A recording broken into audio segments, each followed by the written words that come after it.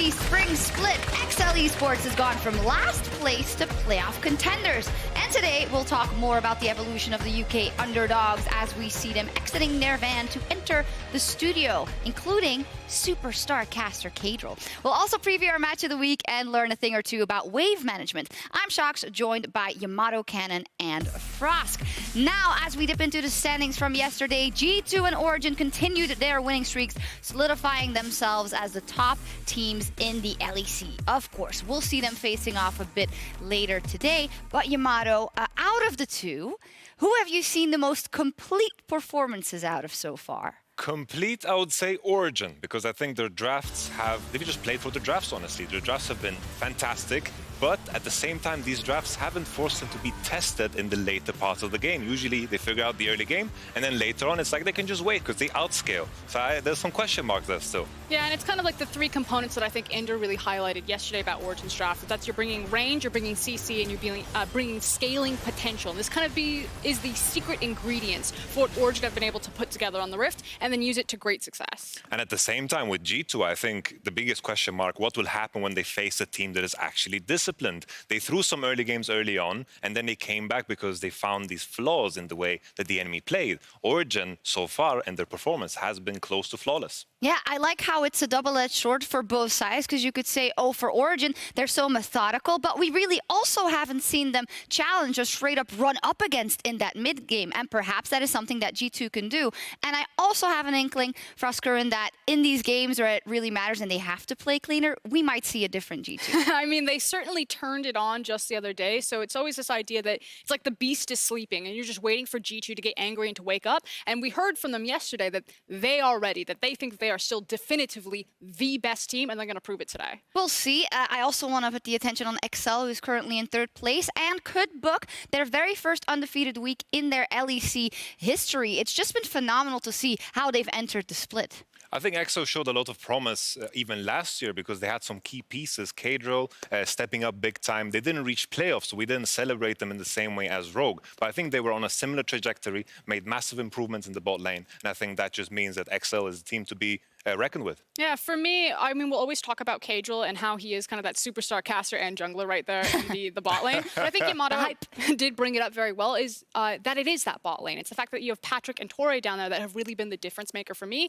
And then all you need is for Mickey to come up heads when he decides to make those coin flip plays. We'll talk about them later in a bit. They are our first game of the day. And I'm also liking just everything that's happening right under the top two. We have a couple of teams that are vying for that top three and could all get it. Something we saw yesterday, though, or someone rather, was Set, aka the boss. He was styling on people in top lane, and yesterday we gave out some tips on how to beat him.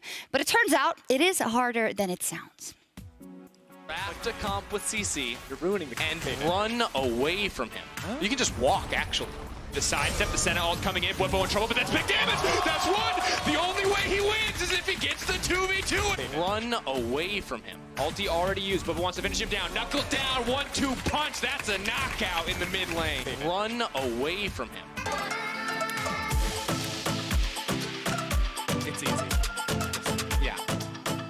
Even when Ender was explaining it and Dracos were explaining it, just walk away, I knew it wasn't possible. You can't just walk away from This him. is the words of a Rek'Sai main, because everyone keeps running away from him. You know, he misses his tunnel, and this is just his complaints manifesting in a different champion. I mean, I feel like Draco said it best, is that this is the pit master, and eventually you will have to go towards one of those pits, and Set will get to fight you at some point. So welcome to the Thunderdome. Yeah, welcome indeed. Well, whether you are unranked playing Set, Silver, or Challenger, correct wave management could be the difference between a win or a loss. And Professor Frosk is ready with her class, Riding the Wave. I see that I upgraded here. Okay, you've been hearing specific language around waves and wave management for a while now, so I'm going to do a TLDR to help you better identify what we're talking about. That way, when you flame North America, you can cite specifics. Now, there are three main buckets for all wave management to fall into. There's freezing, crashing, and pushing.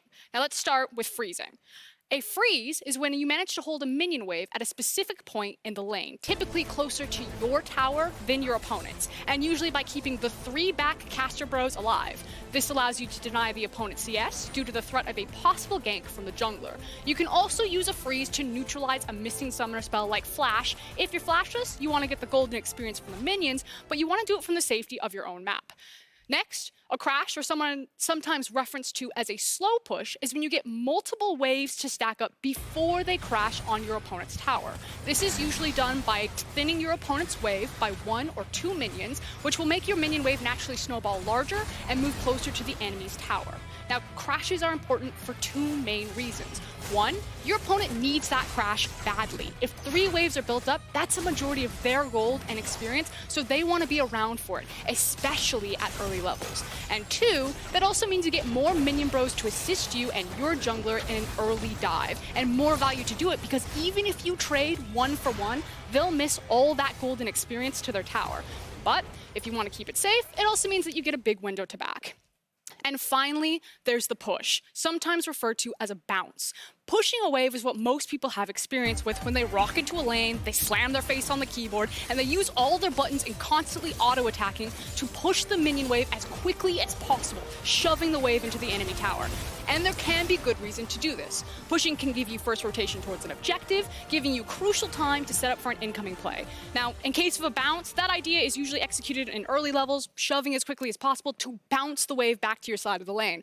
But either way, it's just about using conscious thought, so you're not just autopiloting and shoving free gold into your opponents. Yeah, it makes a lot of sense and is very, very important in our game as it is. Yamato, you as experience as a coach, how much do you practice or train specifically with your players around wave management in games? I think most of the time I've noticed that mid laners and top laners know it very well because they need to focus on it so well. Usually the bot laners are the ones that need it. Because they are the ones that slam their head into the keyboard and blame the junglers when they get ganked.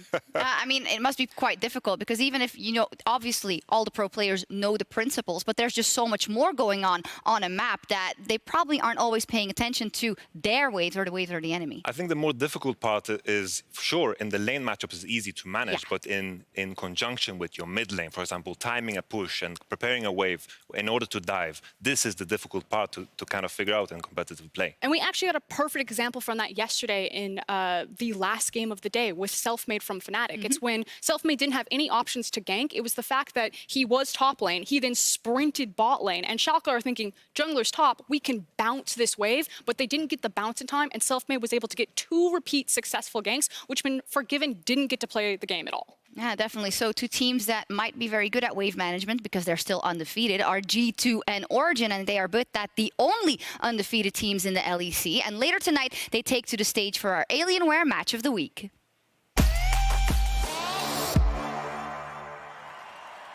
There's no doubt in my mind that this is a matchup between the best and second best team in the league.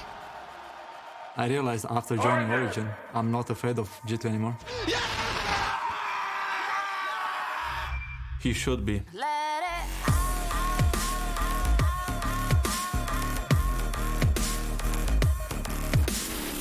Bold statements. Origin looks like the best team.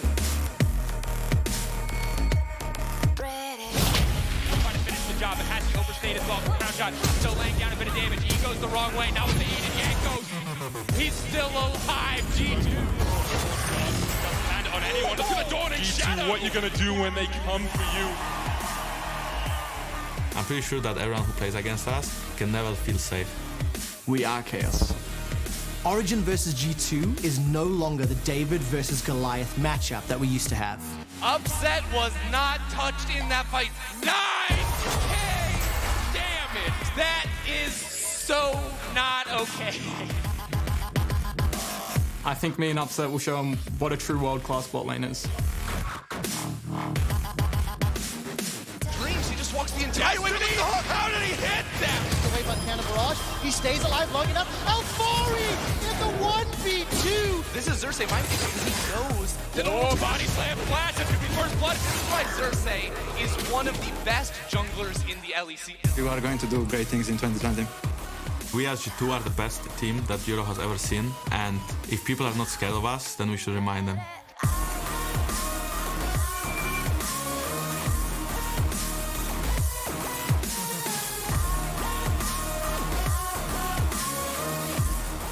G2 and Origin are definitely the 2 best teams in the LEC. We still have the exact same players. And these are the players that went to the World Final and dominated Europe. I think this weekend's gonna Be a bloodbath.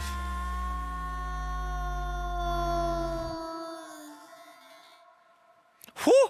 I can't cannot wait for that matchup at the end of the day. Xerxes has promised us a bloodbath, and I hope that we get to see it, because what's not to be excited about when we have Origin going up against G2 Esports? These two have clashed multiple times, and it is often G2 that come out ahead. So what's the difference? Why am I so excited about this matchup, and what is it about these two teams that stands out for me? Well, today I'm going to run through some clips and show you what excites me so much. Starting off with Origin. This team, they remind me of the katana, the smooth, silky blade that cuts through their opponent with clear precision. Everything they do is planned and calculated. And as we jump into this replay, I want to keep an eye on the minions that they utilize. So, as we start this one off, notice how Afari is pushing in this top wave. You'll notice in the bot lane, Nukeduck is also pushing this wave in. And as we draw attention to the minimap, what we'll see is Origin starting to group up around the dragon. This is Origin saying, we're setting up for this objective. Fnatic, what are you going to do? Fnatic, they look to teamfight. They feel pressured. They don't find anything off the back of it. Oh, but what's happening in the bot side of the map and the top side, you can see that these minion waves have now hit the towers. Origin is creating so much pressure on the minimap right now, and as we roll the play out, we can see that Fnatic is losing this farm. They're losing control over the map. They're losing these resources, while Origin is losing nothing. They're in a prime position to set up for the Drake. They're in a great situation where they can look to fight and keep this dragging on, because it's only going to benefit them more and more. And while, yes, in this clip they do lose the Drake, they win the team fight, and they deny so much farm from their opposition.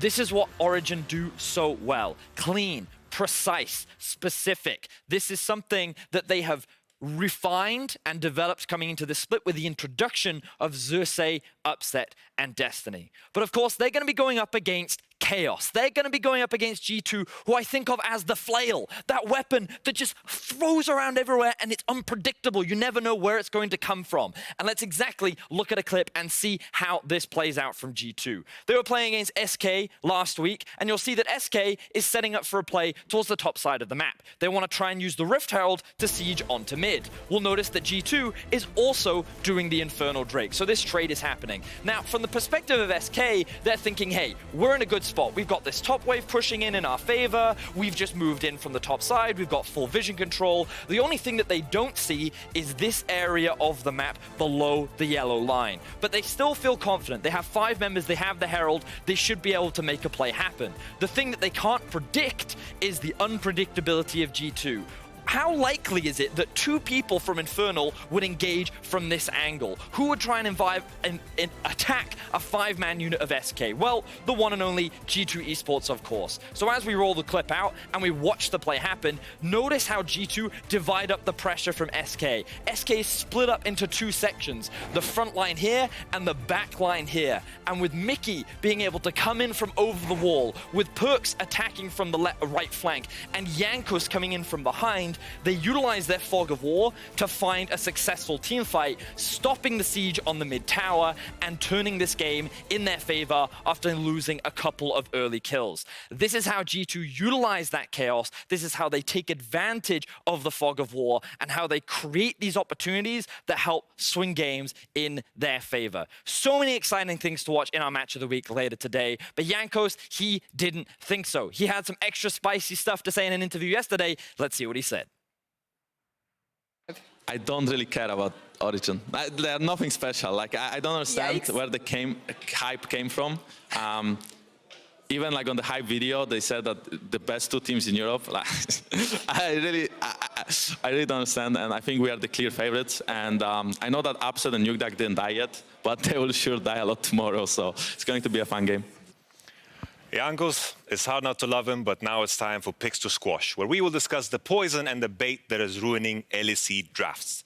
To everyone's surprise, I'm going to start off with Ornn. In solo queue, you love to have him because no matter how hard he falls behind, at some point he's going to build you some juicy items, bring some good engage and some simplicity to the table. The same things low-tier teams love to have. So for the first time ever, your mediocre solo queue game looks just like an SK game. Nice! He has the lowest win rate of any top lane champion, 24% across the top 4 leagues, which is crazy. And it will only get lower with the addition of Set. You're better off picking Gangplank, Mordekaiser, or even Soraka. Throw some bananas in there. Next one, this one, you guys know exactly why I'm bringing this one up. Next one is Swain. With the small changes to Swain, he's better suited for the super role. Barely even in the super role. His Q doesn't pack the same amount of punch, and his mastery choices are strictly worse. The one that stands out the most is Nimbus Cloak. With the reduced mobility, he just gets kited like a dog. Specifically by the meta. There's Gangplank battles, there's Gragas battles, whatever battles, Swain doesn't like him. I'll keep the last one simple. Misfortune sucks. She's only got 2 wins over 7 picks. Why? Well, Gragas barrels, already mentioned them. Braum shields blocking that ultimate. Nautilus ultimates, once again cancelling her ultimate. And once again, you know, the Leona blind, just cancelling her ultimate. So, VODS, are you vibing with me? I'm vibing with you, Yamato. I'm feeling it. I want to double up and I want to strut my stuff over to the trash can and put MF in it. I'm feeling it. Good stuff. Any follow-ups? Because I honestly am at a loss for words. I think that he had some great selections, and I think he makes some great points. These champions were expected to be very strong coming into the meta, but we just haven't seen that level of success. And as Yamato said, I love that he's talking about the introduction of Set, these other top lane champions available to you. It does feel to me like they're just having way more impact, considering how easy it is to stop some of these champions in the current meta. Do you think a lot of the times it's for teams, it's just like, all right, let's fall back to what we know, because otherwise things will become overcomplicated here in week 2? You know, I've talked a lot about Zayarakan. There's also a cycle of just pick champions that press R. Yeah. Misfortune and, of course, Ornn, they just fit the bill. You know, we need to get some wins on the table. We're 0-4 maybe in the first 2 weeks. Okay, let's pick Ornn, Misfortune. Our comp just when you needs to see press the a Orianas coming out as well, then you know you've reached that. And you know you're in a you're in a bin. You know, you're done.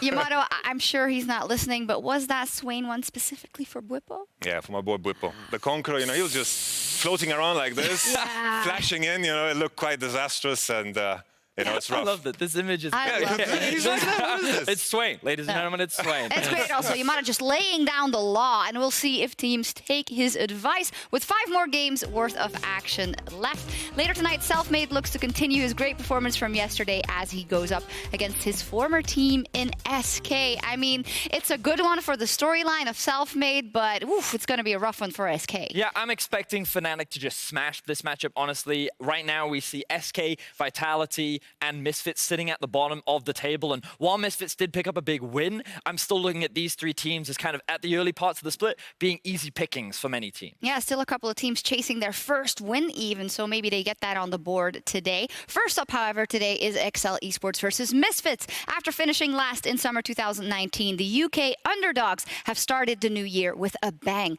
Let's check in with Lar at the Smoothie Bar for more insight.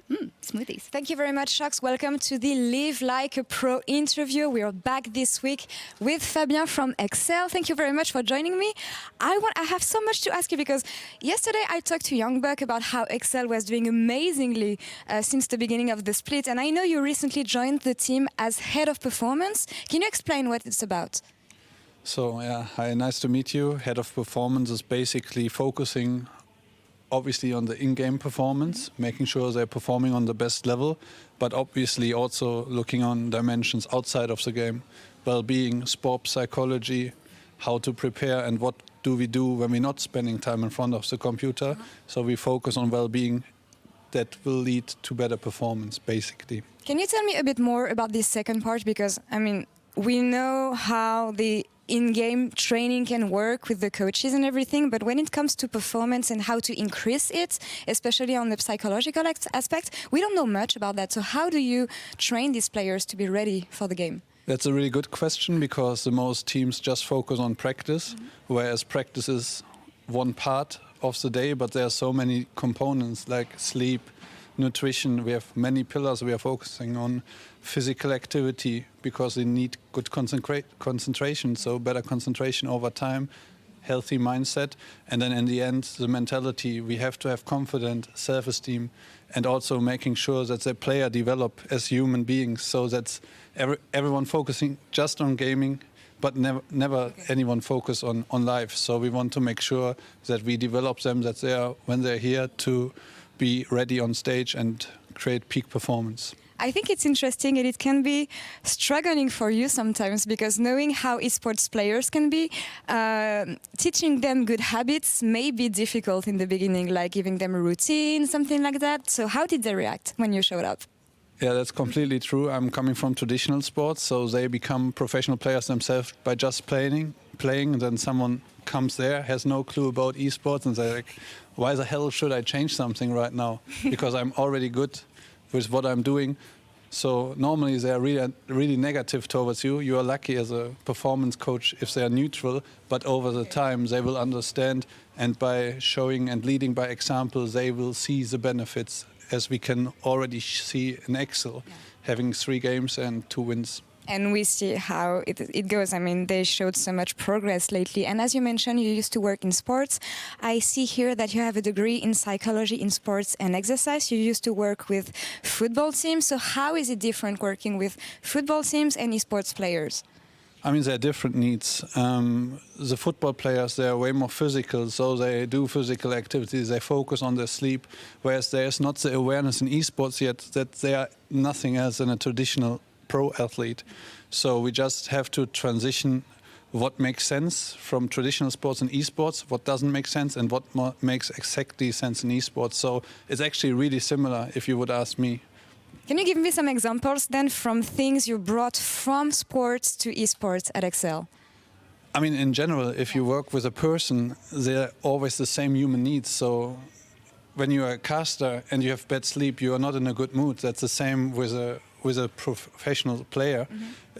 Food is really important. Physical activity is important. Fresh air. So all the human needs anyone actually could benefit from. So it's not rocket science. The rocket science or the difficult thing is, like you said, having quite rebels. They don't want to change and almost get a cultural shock because someone like me coming in, how do you address it? Because I know what's good for them, but everyone is different. So how do you approach them? That is the most important thing about my job. And getting to know them, I think. So focusing on today, they have an important game. They've been doing so well lately, but I mean, each game matters. So how do you make sure they are ready on game day?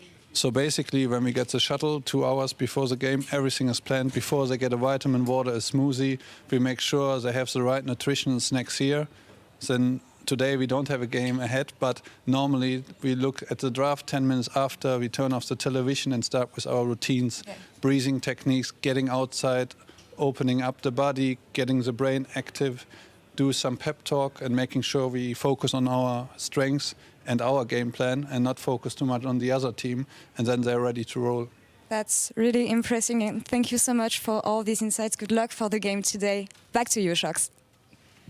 Thank you so much. That was incredibly interesting, I have to say. And there's a reason that Fabian has worked with several top football teams, as well as a lot of the teams in the LEC, including Origin, including Schalke 04. And listening to him, it just all makes so much sense. And you really need someone to take control of it, because these young players, how would they ever find it out on themselves? They just want to practice and play and win. But there's so much more that contributes to that than just showing up on the day. Yeah, I feel like Excel seem to have they seem to be ticking all the boxes, right? Like when we think about where Excel were last year and where they are now, like we can see the introduction of Youngbuck to this roster. And you have to imagine his experience tied along with the fact that you have the support staff focusing on the health and maintenance of these players, the consistent improvement done in a healthy way. You can see how they had the building blocks last year that seem to be all coming together this year. And that's why this does feel like a redemption split for Excel so far.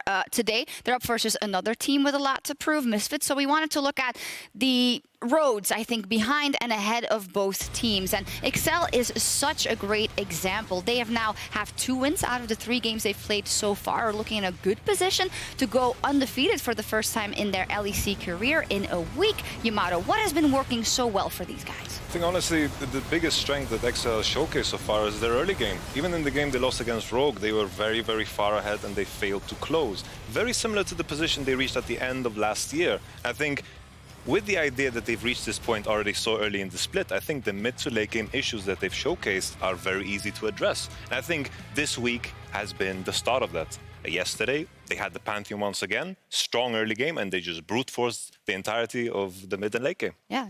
And this is why I said that I think this roster could be challenging for the top 3 spots towards the end of the split. I think that they have all these building blocks that they need in order to be able to contest some of the top teams. It's all about how the growth process goes for this roster. If you look at them and you compare them to kind of the other top teams, what is their method? Do they feel more OG to you, more in terms of planning and precision? Do they feel more like Fnatic or G2? Are they a bit all over the place? Or how would you describe the mythology of an XL?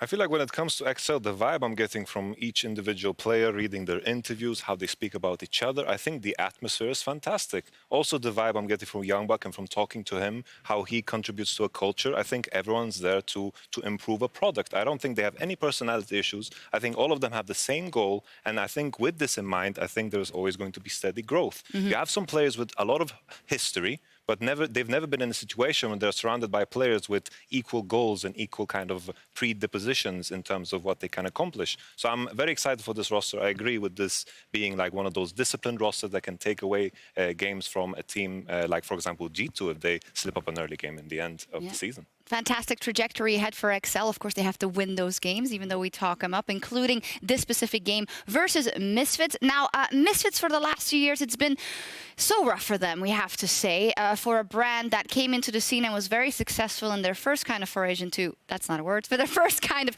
moves into the league, but they have been struggling. Now, we have a new dawn. We have a couple of new players. We have a couple of new influxes behind the scenes as well. But until yesterday, it didn't really materialize. What are we seeing in their next couple of weeks? I mean, the bright side is Featherman looked good yesterday. Like, he is one of the players that I think many fans have wanted to see in the roster and succeeding for a while. And I think that yesterday was the best example of him working well with his jungler and being set up for success. So it's definitely a good start. But there's still a lot that needs to be shown to me in order to convince me that Misfits is still in a position to be challenging further up in the rankings. Something that stood out to me in the first week specifically was that Razor EQ on Jarvan when he just missed the flag, and that just got me worried for the future of this man, especially as a rookie. But he picked up the best jungler in the game, Gragas, and then he delivered. He stole the Nash. It remained stone cold, and this is what I love to see from a rookie. I think Razor all of a sudden is now on my radar. From first week, he wasn't, so I'm happy for him. And what I think we've wanted to see for a while now is kind of a return to the Misfits of old. For a long time, Misfits was a fan favorite because of what they were doing in the league, how they were approaching the game. And over the last 2 years, it's kind of just been a slow and steady decline for this organization. And with fresh faces, with a lot of hopeful talent, I think we're optimistic, but we're still looking for that key, that spark, that big win in order to convince us that they've kind of returned to that. Yeah, and that's how I kind of want to come full circle to this game, because I think it's good that we hype up their first win yesterday, but it was versus a team that is also struggling, SK Gaming, and it is a win versus a team like XL that could really put them on the map. A little bit unfortunate for them. XL and Misfits, of course, played a bit earlier in the pre-season tournament, and Misfits didn't win there, but this is different. This is a best of one. These are some different players, and maybe they can make it happen. We'll see. I don't think you guys will bet on them for this one specifically. So we'll leave it at that. It is up to Misfits to prove us wrong, and it's time for more action in the LEC Spring Split. So let's head over to our casters for Game 1. Thank you, Shocks. I'm Dragos. This is Frosker, and we're going to be bringing you the first 2 games of the day. And we're starting off with a very exciting game. There's a lot of history here. There's not a lot of history here. I'm wondering exactly what I can say about this game to build as much hype as possible. Rematch of the Neo Surf Cup. Rematch of the Neo Surf Cup. That's what we're about to witness, folks. If you didn't watch the Neo Surf Cup, it was an excellent preview of kind of things to come, both in the regional leagues as well as here. And really the only matchup that I'm worried about, I wasn't worried about this one until yesterday, but after Mickey laid the smackdown with the Pantheon, there's 2 things I'm excited for. 1, it hopefully making it through pick and ban, and then 2, what Featherman is going to do to shut down that Pantheon. That's a lot of ifs, but that's what I'm holding hot hope for. I mean, the good news for both XL and Misfits fan is that Mickey and Febby popped off yesterday. Febby on his Kiana, Mickey, of course, on that Pantheon. I'm going to say that the Pantheon maybe had a helping hand from some enemy team decision-making to really start rolling early, but Mickey did execute on it. It was a big confidence play to go right over that wall and then immediately into that bush with the Elise in it. And after that, the game continued, but the game was over. Let's be clear. The game did end at that moment. It may not have looked like it, but in the same way that, like, you know, people in action movies slowly bleed out. We saw the same thing happen live in front of our eyes with XL's previous opponent. The question is, what level of Misfits do we see today? Because yesterday Fevin put his carry pants on. It was a wonderful thing to watch. I feel like B-Boy popped off too. Dan had a solid match with the set into the Ornn. Overall felt pretty good. Big step up for Misfits Gaming. Can they continue on this pace though, or do we see them go back to some of the more disappointing aspects of their playstyle that we saw in week 1? Yeah, it's about setting kind of the expectations about who's the favorite here. And you